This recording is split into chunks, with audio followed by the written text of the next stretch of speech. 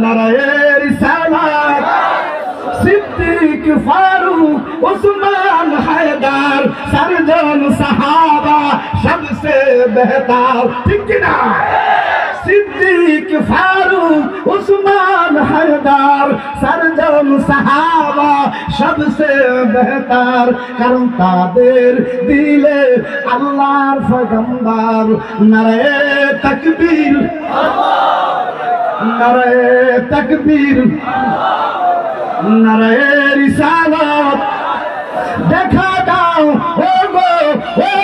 নবীজি তোমারি দিদারের আশায় মোরা আছি আমার নবীকে দেখতে চান কি চান না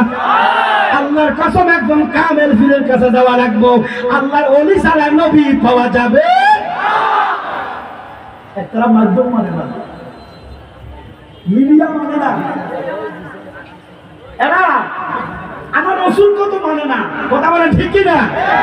আল্লাহ পাকের রসুলও লাগে না আমরা বলেন নবী ছাড়া কি আল্লাহ পাওয়া যাবে সাহাবারা কালেমা পড়েছেন নবীদের কাছে মুসলমান হয়েছে এই দেশের হিন্দুরা ভারতের হিন্দুরা কালেমা পড়ছে আদারসুল খাজা গরিবে নেওয়াজের কাছে আমরাও কালেমা পড়ব আল্লাহর ওলিদের কাছে যতক্ষণ না আল্লাহর ওলিদের হাতে হাত দিয়া কালেমা না পড়ছেন ইয়া আইয়ুহাল্লাযীনা আমানুত্তাকুল্লাহ হাত্তা তুকাতিহি ওয়া লা তামুতুন্না ইল্লা ওয়া আনতুম মুসলিমুন পরিপূর্ণ মুসলমান হওয়া যাবে আমরা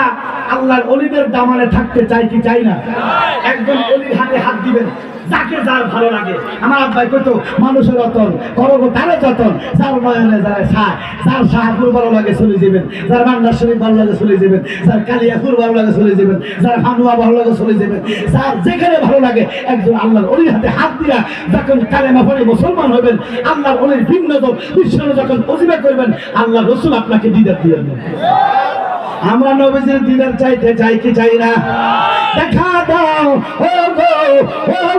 নবীজি তোমারি দিদারের আশায় মোরা আছি দু চোখ ভরে দেখব পয়গম্বর নারায়ে তাকবীর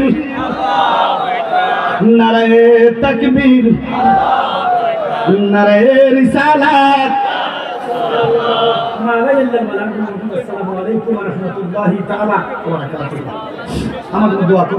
মাশাআল্লাহ মারহাবা অনেক সুন্দর আলোচনা করেছেন আল্লামা পীরজাদা সোহরাব হোসেন জালালী সাহেব ইতিমধ্যে আমাদের মাহফিলের প্রধান বক্তা সুন্নিয়তের সিংহপুরুষ বীর সিপাহসালার আল্লামা পীর মুফতি গিয়াসউদ্দিন আত-তাহিরি হুজুর আমাদের মাঝে উপস্থিত হয়ে গেছে যারা দাঁড়িয়ে আছেন